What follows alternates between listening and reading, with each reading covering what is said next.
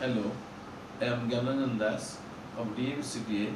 In this video, I am going to discuss about the tissue system present in the flowering plants, which is coming under the chapter number 6 of Anatomy of Flowering Plants. Then let us come to the term first. What is the meaning of tissue system? Tissue system means when the different types of tissues they do the common function, they make one system. So we say it as tissue system. So tissue system, again, when we are thinking about its types, the different types are there, which are mainly basing upon the position or the location of the tissues in the different parts of the plant body. So on this basis, again, the different types of tissues which are there, accordingly their function and also the structure will vary. So basing upon this, we are dividing the tissue system into three categories, that is epidermal tissue system, second one is the ground or fundamental tissue system, and third one is the vascular or conducting tissue system. So let us come to the first type, that is coming under the epidermal tissue system. Epidermal tissue system, it is coming under the covering tissue which comprises by taking the epidermal cells, second one is the stomata, and third one is the epidermal appendages, which includes the trichomes and the hairs. The epidermis is the outermost protective layer of the plant organs. It is usually single continuous layer made by the parenchyma cells, which are elongated and compactly arranged. These parenchyma cells, they are having small amount of cytoplasm lining the cell wall and also having large vacuoles. This epidermal layer, outer to this, it is well covered by a thick waxy coating, we say it as cuticle. This cuticle prevents the loss of water during the transpiration, and this cuticle is absent in the root part. Then the stomata. Stomata are the minute pores. They are fewer in case of stem part, abundant in case of leaf part, and absent in the surface layer of the root part. The function of stomata. Function of stomata, we find the 2 points.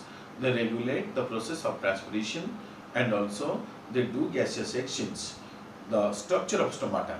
Let us come to the structure part, which consists of bean-shaped guard cells in dicot and 2 dumbbell-shaped guard cells in monocot or gases. The guard cells, they contain the chloroplast, and the very important thing is the differential wall thickening plays a very important role during the closing and opening of stomata. The outer layer of this guard cell is thin wall, is thin in nature, whereas the inner wall is thick in nature. This differential or the difference in the thickness of the wall plays very important role in the closing and opening of the stomata. Then let us come to the diagram part. Diagram part, you see these are the epidermal cells. Then this one is the subsidiary cells, that means which are present near or vicinity around the guard cells, you can say. Then the guard cells are being shaped here in case of dicot plant, and you see this one is the stomatal pore. Like that, you come to this part, you see this one is coming under the example of grass or the monocot plants, where we find the guard cells, they are coming under the dumbbell shape. You see this one is the thick inner wall and this one is the thin outer wall. Okay, then these cells are called the subsidiary cells. The subsidiary cells, these are nothing but the modified specialized cells, which are less modified, you can say, and they are present around the guard cells. So when we are combining all subsidiary cells plus guard cells plus stomatal aperture or stomatal pore, it is coming under one term. This we say it as stomatal apparatus. So stomatal apparatus means 3 structures. One is the stomata, the guard cells having again the stomatal aperture, along with this the subsidiary cells. Subsidiary cells means which are present very near or vicinity, or you can, that means which are surrounding the guard cells. Coming on next to the root part, you will find the epidermal cells. They bear the root hairs. The root hairs are unicellular in nature and they are meant for absorption work, absorption of water and minerals. Likewise, in the stem part you will find the multicellular hairs which are called as the trichomes. These trichomes, they may be branched or unbranched, may be soft or stiff, and their main function is protective, and also they are secretory in nature.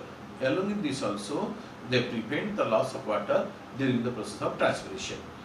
With this, we have reached to the end part of the video. Thank you all for watching.